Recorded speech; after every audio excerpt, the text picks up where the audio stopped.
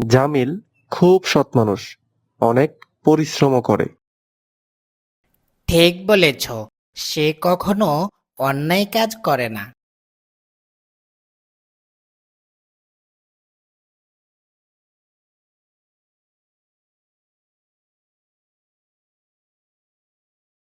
জামিলের জমিটা আমার চাই। এখানে যদি আমি একটা বড় খামার বানাই তাহলে কেমন হয়? তাহলে আরো অনেক টাকার মালিক হয়ে যাব, কি বলো? জি হুজুর, জামিল সহজে জমি ছেড়ে দেবে বলে মনে হয় না। ওর বাপ দাদার জমি সহজে ছাড়বে না। আমি টাকা দিয়ে কিনে নেব, তাও যদি না দেয় তাহলে আমার অন্য পরিকল্পনা আছে। আচ্ছা মন্ত্রী, তাহলে জামিলকে খবরটা দাও, বলো আমি তার সাথে কথা বলতে চেয়েছি। আচ্ছা মহারাজ।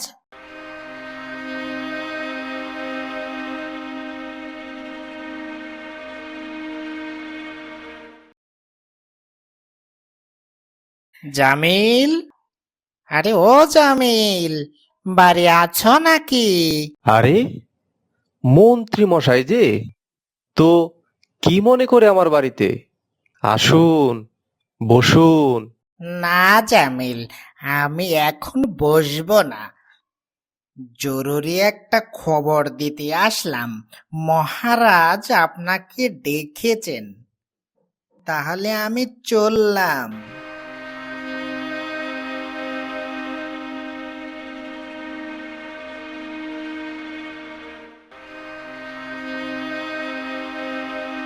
আরে জামিল, কেমন আছো?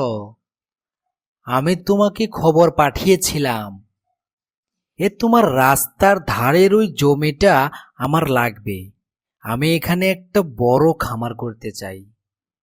তোমাকে আমি অনেক টাকা দেব, তুমি এটা নিয়ে কিচ্ছু ভেবো না। মহারাজ, আমি টাকা দিয়ে কি করব? এটা আমার পৈতৃক সম্পত্তি। এই জমিতে যে ফসল ফলাই, তাই দিয়ে আমাদের সংসার চলে। এই জমি আমার জীবন, মহারাজ। আচ্ছা ঠিক আছে, আমি দেখব তুমি কিভাবে কি করো। যাও।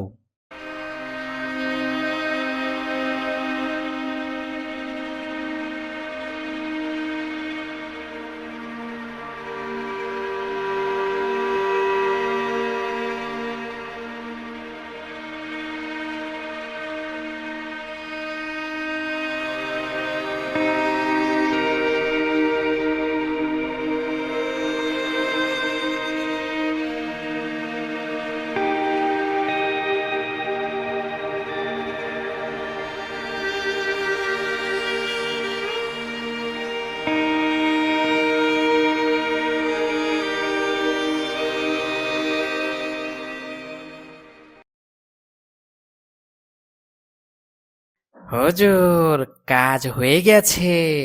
এবার দেখব ও কেমন করে জমি ধরে রাখে।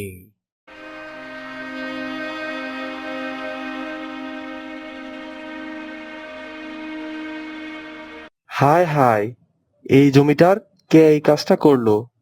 জমিটা তো শেষ করে দিল। এই সর্বনাশটা কে করলো?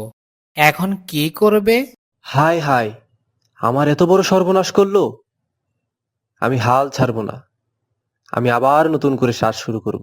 দেখো দেখো, জামিলের জমিতে কত সুন্দর ফসল হয়েছে। জামিল আসলে সফল। একেই বলে, আল্লাহ যদি কারো সাথে থাকে তাহলে কেউ তার কোনো ক্ষতি করতে পারে না। আসলে একটা কথায় আছে না, পরিশ্রম কখনো বৃথা যায় না। আমি তো ভাবি নাই তুমি এত পরিশ্রমী। আমি ভুল করেছি জামিল, তুমি সত্যি একজন মহৎ ব্যক্তি। প্রকৃত সম্পদ টাকা নয়, সততা আর পরিশ্রমই হলো আসল সম্পদ। আপনি যদি সত্যিই বুঝতে পারেন, তাহলে আমি খুশি।